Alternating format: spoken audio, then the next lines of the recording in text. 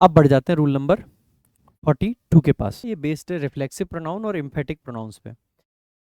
बात बहुत सिंपल होती है, रिफ्लेक्सिव हो या इम्फेटिक हो, ये वो वाले प्रोनाउंस हैं जिनमें सेल्फ शब्द आता है या फिर प्लूरल में सेल्फ शब्द आता है। जैसे माई सेल्फ हो गया, योर सेल्फ हो गया, हिम सेल्फ, हर सेल्फ। ठीक है, तो ये इसके अलावा आपका आर सेल्स, देम सेल्स, इस तरीके से। तो जितने भी ये सेल्फ वाले प्रोनाउंस होते हैं इनको ही हम रिफ्लेक्सिव या इम्फेटिक प्रोनाउंस कहते हैं। सबसे पहला तो इनमें क्वेश्चन आपका रिफ्लेक्सिव से ही आता है, इम्फेटिक से कोई रेयर क्वेश्चन आ सकता है। तो सबसे पहले जान लेते हैं बेसिक सा कि रिफ्लेक्सिव में और इम्फेटिक में क्या फर्क होता है। देखो, रिफ्लेक्सिव का मतलब क्या है, जैसे कि आप इस शब्द को देख सकते हैं, इसमें क्या दिख रहा है, रिफ्लेक्स दिख रहा है आपको।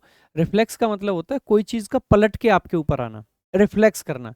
जैसे मान लीजिए मैं यहाँ से लाइट लगाता हूँ और लाइट सामने कांच पे पड़ती है, कांच से पलट के जो आती है ना, तो लाइट क्या करती है, रिफ्लेक्स कर रही है। ठीक है, तो रिफ्लेक्स का मतलब होता है पलट के आना। अब ये ग्रामर के सेंस में रिफ्लेक्स का क्या मतलब है, जैसे आप जानते हैं जब भी कोई सेंटेंस हम लिखते हैं तो सेंटेंस में एक वर्ब होती है, उसका एक सब्जेक्ट होता है। सामान्यतः सब्जेक्ट कोई एक्शन करता है और उस एक्शन का जो प्रभाव है वो ऑब्जेक्ट के ऊपर जाता है। लेकिन अगर कभी ऐसा हो जाए कि सब्जेक्ट ने एक्शन करा और उसका प्रभाव उसके ऊपर ही आ जाए, तो ऐसे केस में क्योंकि जो एक्शन है वो पलट के खुद पे ही आ गया, तो हमें रिफ्लेक्सिव प्रोनाउन की जरूरत पड़ती है। जैसे एग्जांपल से मैं आपको समझाता हूं। जैसे मैंने लिखा, जैसे मैं यहाँ पे कोई सामने खड़ा है, मैंने किसी को एक थप्पड़ मार दिया, तो मैंने कहा आई स्लैप्ड हिम, मैंने उसको थप्पड़ मार दिया। या फिर मैंने किसी को चोट पहुंचा दी, तो मैंने लिखा आई हर्ट हिम, मैंने उसको हर्ट कर दिया। आई हर्ट हिम, मैंने उसको हर्ट कर दिया। लेकिन मान लीजिए हर्ट करने मतलब आई सब्जेक्ट है, मैंने किया, एक्शन क्या किया, हर्ट करना, और किसको किया, उसको।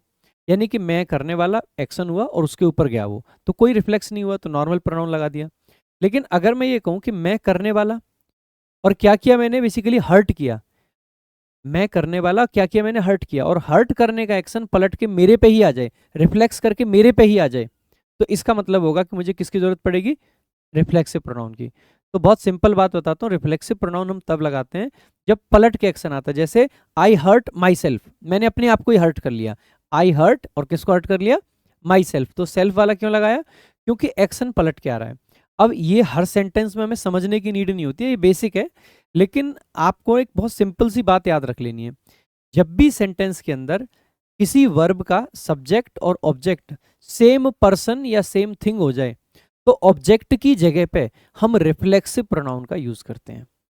अगर किसी सेंटेंस में सब्जेक्ट और ऑब्जेक्ट दोनों सेम हो जाएं, तो ऐसे केस में ऑब्जेक्ट की जगह पे रिफ्लेक्सिव प्रोनाउन का यूज करते हैं। यहां से रिफ्लेक्सिव प्रोनाउन की आपको दो मेजर बातें समझ आएंगी। सबसे पहला, रिफ्लेक्सिव प्रोनाउन हम किसको देख के लगा रहे हैं, सब्जेक्ट को देख के लगा रहे हैं, लेकिन लगा कहां पे रहे हैं, ऑब्जेक्ट की जगह पे रहे हैं। यानी कि रिफ्लेक्सिव प्रोनाउन कभी भी सब्जेक्ट की जगह पे नहीं लगाए जा सकते। आपके एग्जाम में बहुत सारे क्वेश्चंस आते हैं, ऐसे करके दे देगा, my brother and my self, my self नहीं लिखेंगे, माई ब्रदर एंड आई, क्योंकि सब्जेक्ट में सब्जेक्टिव केस की जरूरत होती है, आई की जरूरत पड़ेगी। ठीक है, तो पहली चीज तो ये कि रिफ्लेक्सिव प्रोनाउन हमेशा ऑब्जेक्ट बनते हैं, कभी भी सब्जेक्ट नहीं बन सकते हैं। दूसरी चीज ये कह सकते हैं, क्योंकि रिफ्लेक्सिव प्रोनाउन ऑब्जेक्ट होते हैं, तो कभी भी इंट्रांजिटिव वर्ब या लिंकिंग वर्ब इनके साथ में रिफ्लेक्सिव प्रोनाउन का यूज नहीं करते हैं। तीसरी चीज ये कह सकते हो कि अगर किसी वर्ब का ऑब्जेक्ट पहले से गिवन है, तो एक और ऑब्जेक्ट मत लगा देना कि रिफ्लेक्सिव प्रोनाउन लगा दो और एक और ऑब्जेक्ट लग जाए। यानी कि रिफ्लेक्सिव प्रोनाउन वहीं आएगा जहां पे उस वर्ब के पास कोई और ऑब्जेक्ट ना हो। अब इंग्लिश ग्रामर में कुछ वर्ब आपकी ऐसी होती हैं जो कि सामान्यतः अपना ऑब्जेक्ट लेती हैं। अगर उनके साथ कोई और ऑब्जेक्ट ना आए, तो उस ऑब्जेक्ट की जगह पे ही हम रिफ्लेक्सिव प्रोनाउन का यूज कर लेते हैं। जैसे इंजॉय उनमें से एक वर्ब है। मैं या तो ये कह सकता हूं आई इंजॉयड द पार्टी, लेकिन मैं सिंपल ये नहीं कह सकता हूं आई इंजॉयड। आई इंजॉयड क्या क्या इंजॉय किया, so I enjoyed myself, she enjoyed herself. तो या तो ऑब्जेक्ट होगा, ऑब्जेक्ट नहीं होगा तो फिर रिफ्लेक्सिव लगा देंगे। तो ऐसी कुछ वर्ब रहती हैं, उस लिस्ट को भी एक बार देख लेंगे। इसके अलावा एक पॉइंट ये भी आता है कि भाई कब ऐसा होता है कि रिफ्लेक्सिव प्रोनाउन यूज नहीं कर सकते हैं, तो कुछ सर्टेन वर्ब्स हैं, उसमें से कीप वर्ब आपकी ऐसी एग्जाम में बार बार पूछी जाती है, तो उसका ध्यान रख लेंगे। ठीक है, इसके अलावा एक पॉइंट है कि कब रिफ्लेक्सिव प्रोनाउन आता है और कब इम्फेटिक। तो रिफ्लेक्सिव का फंडा मैंने क्लियर कर दिया कि रिफ्लेक्सिव प्रोनाउन अपने आप में ऑब्जेक्ट होता है, कभी सब्जेक्ट नहीं बन सकता है। इम्फेटिक कब आता है फिर, भाई इम्फेटिक प्रोनाउन का काम होता है इम्फेसाइज करना, जब हम किसी चीज को जोर डाल के कहते हैं। अगर आप इस सेल्फ वर्ब, ये जो सेल्फ शब्द है, इसका हिंदी देखोगे तो इसका हिंदी आता है खुद।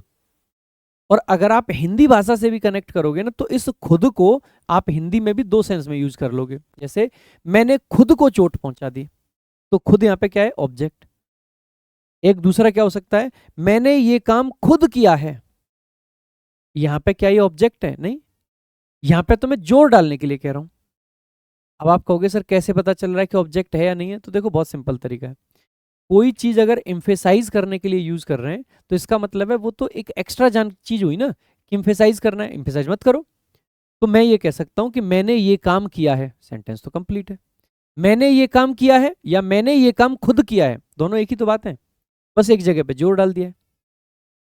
लेकिन ये चोट पहुंचाने वाला सेंस है, मैंने खुद को चोट पहुंचा दी, तो खुद ऑब्जेक्ट है। अब आप सोचिए, मैं क्या ये कह सकता हूं, मैंने चोट पहुंचा दी, आप पूछोगे किसको, तो ये सेंटेंस इनकम्प्लीट है।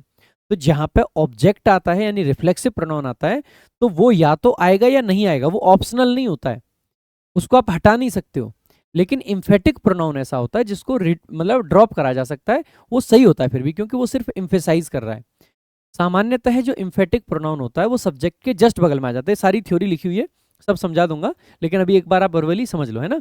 सामान्यतः जो इम्फेटिक प्रोनाउन होता है वो सब्जेक्ट के जस्ट बगल में यूज किया जाता है, या फिर सेंटेंस के एकदम लास्ट में।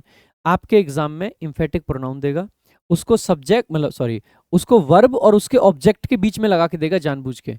यही एरर आता है अगर कोई आ सकता है इम्फेटिक प्रोनाउन से तो। ठीक है, आ जाओ एक बार देख लेते हैं। तो देखो एक बार, सबसे पहले तो ये वाले रिफ्लेक्सिव प्रोनाउंस होते हैं, इनको ध्यान रख लेना। इनमें बेसिकली क्या होता है, जब सब्जेक्ट और ऑब्जेक्ट सेम पर्सन हो तो सब्जेक्ट आएगा, वर्ब आएगा, फिर सेल्फ वाला प्रोनाउन यानी कि रिफ्लेक्सिव प्रोनाउन आएगा। ठीक है, जैसे सी हर्ट हर सेल्फ, तो सब्जेक्ट में भी सी है और यहाँ पे हर सेल्फ है। आई इंजॉयड माई सेल्फ, ठीक है, तो इस तरीके से। तो कॉमन एरर यही आता है कि एक तो कई बार हिज सेल्फ लिख देता है, या कई बार देयर सेल्फ लिख देता है। एक दो बार तो ये भी क्वेश्चन आया है कि ऐसे करके एसएससी ने दे दिया देम सेल्फ। अब क्योंकि दे तो प्लूरल होता है, प्लूरल होता है तो सेल्फ नहीं, सेल्फ्स लिखते हैं, ये वाला जो लिखा हुआ है यहाँ पे themselves, yourselves, ourselves. ध्यान देंगे, ये जो यू वाला है ना, इसके साथ सिंगुलर वाला भी बनता है और प्लूरल वाला भी बनता है, क्योंकि यू एक व्यक्ति के लिए भी आता है और एक से ज्यादा व्यक्तियों के लिए भी आता है। देखो आगे, ये कुछ ऐसी वर्ब हैं जो कि सामान्यतः या तो इनके साथ कोई ऑब्जेक्ट होगा, अगर कोई ऑब्जेक्ट नहीं होगा तो हमें रिफ्लेक्सिव लगाना होता है। ठीक है, और ये वो वर्ब हैं जिनके साथ रिफ्लेक्सिव नहीं लगाते हैं। इनमें से कौन सी इंपॉर्टेंट है, इंजॉय इंपॉर्टेंट है, अवेल तो ऑब्जेक्ट हो न हो इसके साथ तो रिफ्लेक्सिव आना ही आना है। एप्स एब्सेंट हो गया और प्रेजेंट हो गया, भाई ध्यान देंगे, एब्सेंट और प्रेजेंट एडजेक्टिव भी हो सकते हैं। जैसे मैं कहूँ ही इज एब्सेंट, यहाँ पे इज आपकी वर्ब है और एब्सेंट एडजेक्टिव है। लेकिन अगर मैं कहूँ कि ही एब्सेंटेड, तो यहाँ पे ही सब्जेक्ट है, एब्सेंटेड वर्ब है। तो जब ये वर्ब होते हैं ना, तो इनके साथ रिफ्लेक्सिव आएगा, एडजेक्टिव के साथ नहीं आता है। सो ही एब्सेंटेड हिमसेल्फ लिखेंगे, बट ही इज एब्सेंट लिखेंगे। ठीक है, ऐसे प्राइड बेसिकली गर्व करना किसी चीज पे, और बाकी ज्यादा इंपॉर्टेंट नहीं है इसमें। ठीक है, इसके अलावा ज्यादा आपकी यही है, इंजॉय हो गया, अवेल हो गया, एब्सेंट हो गया, इन पे खूब क्वेश्चंस आते हैं आपके। ठीक है, इसके अलावा एक ये अडेप्ट है, अडेप्ट को बिना रिफ्लेक्सिव के भी यूज किया जा सकता है, कोई बड़ी बात नहीं है। बाकी एग्जाम में जो ज्यादा क्वेश्चन आएंगे ना, एक तो कीप से आएंगे, कीप के साथ में रिफ्लेक्सिव नहीं लगाते हैं सामान्यतः, रिफ्लेक्सिव को सब्जेक्ट की जगह पे नहीं लगाते हैं सामान्यतः, ये भी क्वेश्चन आता है। तो देखो, the whole team enjoyed in the party, भाई द होल टीम इंजॉयड, भाई किसको इंजॉय किया, खुद को। अब टीम में तो बहुत सारे लोग रहे होंगे, तो देमसेल्स, तो the whole team enjoyed themselves in the party. भाई इंजॉय के साथ में ऑब्जेक्ट लिखना पड़ेगा, या फिर हम ये भी कर सकते थे कि इनको हटा देते तो पार्टी जो है वर्ब का ऑब्जेक्ट बन जाता। अभी तो जो पार्टी है वो इन प्रपोजिशन का ऑब्जेक्ट है, तो यहाँ पे हमें लगाना पड़ेगा reflexive. He was talking to himself, भाई जैसे देखा ही वॉज टॉकिंग टू, किससे बात कर रहा था, himself, throughout his solo trip to Shimla. अब आप कहोगे सोलो ट्रिप है तो अकेला ही है, अकेला है इसका मतलब खुद से बात कर रहा होगा, ठीक है, कोई दिक्कत नहीं है। द चिल्ड्रन स्लेप्ट देमसेल्स, भाई स्लीप कैसी वर्ब होती है, आप कहोगे सर स्लीप होती है इंट्रांजिटिव वर्ब, किसी भी इंट्रांजिटिव वर्ब के साथ में रिफ्लेक्सिव प्रोनाउन नहीं आता है, simple. He applied himself to his studies. अब कुछ वर्ब आपके ऐसे होते हैं, जैसे अप्लाई है, अप्लाई के दो तीन सेंस हो सकते हैं। एक तो अप्लाई किसी पोस्ट वगैरह के लिए कर रहे हैं, किसी जॉब वगैरह के लिए कर रहे हैं। इसके अलावा एक अप्लाई का मतलब होता है खुद को लगा देना, झोंक देना, यहाँ पे लगा देना झोंक देने का सेंस है। इसका मतलब है कि अप्लाई के साथ में रिफ्लेक्सिव आ जाएगा, कोई दिक्कत नहीं है। जब भी अप्लाई करते हैं पोस्ट के लिए, रिफ्लेक्सिव नहीं आएगा। जब भी अप्लाई करने का सेंस है खुद को झोंक देना, रिफ्लेक्सिव आएगा। इसके अलावा ऐसे सबमिट सबमिट करते हैं कोई फॉर्म वगैरह, तो रिफ्लेक्सिव नहीं आएगा। लेकिन सबमिट कर देते हैं खुद को, तो रिफ्लेक्सिव आएगा। ठीक है, तो ये सेंस पे डिपेंड करते हैं, थोड़ा सा इनको देख लेना। बाकी एक बार कुछ प्रीवियस ईयर क्वेश्चन है देख लेंगे। कह रहा है कि I enjoyed my self during the holidays, इसमें माई सेल्फ है क्या? तो माई सेल्फ एक रिफ्लेक्सिव प्रोनाउन है, तो ए ऑप्शन आपका करेक्ट आंसर हो जाएगा। सिलेक्शन पोस्ट में पूछा गया क्वेश्चन है। अगला क्वेश्चन देख लो। यू शुड अवेल ऑफ, भाई जैसे ही देखेंगे ना अवेल आ गया, अवेल के साथ में रिफ्लेक्सिव आता ही आता है, तो इसका मतलब है you should avail your self, you should avail your self of every opportunity. कौन से वाले पार्ट में एरर है? इस वाले में। हमेशा आना ही आना, ध्यान रखेंगे इसका तो विशेष करके। आगे, survival of mankind dash is in danger to pollution. अब जैसे ही देखेंगे यहाँ पे हमें सर्वाइवल ऑफ मैनकाइंड है, यानी कि इम्फेसाइज करने के लिए चाहिए कि खुद मैनकाइंड का जो सर्वाइवल है वो डेंजर में है। तो आप कहोगे सर मैनकाइंड क्या है? मैनकाइंड कोई व्यक्ति, कोई यू तो है नहीं, लड़की तो है नहीं, लड़का तो है नहीं, तो ये तो एक थिंग है, थिंग है इसका मतलब है, तो आप कहोगे इटसेल्फ। देखो आगे, as the doctor was not present the nurse treated herself the patient. अब देखो क्या है यहाँ पे सेंटेंस देखना, एज कंजंक्शन है, द डॉक्टर सब्जेक्ट है, वॉज आपकी वर्ब है, नॉट आपका एडजेक्टिव है, मतलब सॉरी नॉट आपका एडवर्ब है, प्रेजेंट आपका एडजेक्टिव है, द नर्स आपका मेन क्लॉज का सब्जेक्ट है, ट्रीटेड आपकी वर्ब है। किसको ट्रीट किया? The patient. तो वर्ब के और ऑब्जेक्ट के बीच में क्या लगा दिया है? एक सेल्फ वाला प्रोनाउन, ये गलत हो जाएगा। हमें यहाँ पे ये कहना चाहिए था कि the nurse her self treated, nurse ने खुद से ट्रीट किया, हम ये कहना चाहते थे, तो इम्फेटिक प्रोनाउन था, हमने रिफ्लेक्सिव की जगह यूज कर लिया, गलत हो जाएगा। अगर आप यहाँ पे हर सेल्फ को ना भी लगाएं तो भी सेंटेंस सही है, मेन एरर ये है कि यहाँ पे हर सेल्फ नहीं आ सकता, that's it. As the doctor was not present, तो कौन से वाले पार्ट में एरर हो जाएगा? आप कहोगे सर इस वाले में, बी ऑप्शन में। नेक्स्ट देखेंगे अगला। भाई मजा आया? अगर आप चाहते हो कि आप सारे 101 रूल्स देखें तो आप देख सकते हैं प्रशांत सोलंकी इंग्लिश यूट्यूब चैनल पर जाकर। और अगर आप चाहते हैं कि सारे रूल्स को एड फ्री देखें, साथ में टेस्ट लगा के प्रैक्टिस भी करें, तो आप डाउनलोड कर सकते हैं टॉपर्स विजडम ऐप, क्योंकि वहां पर सब अवेलेबल है।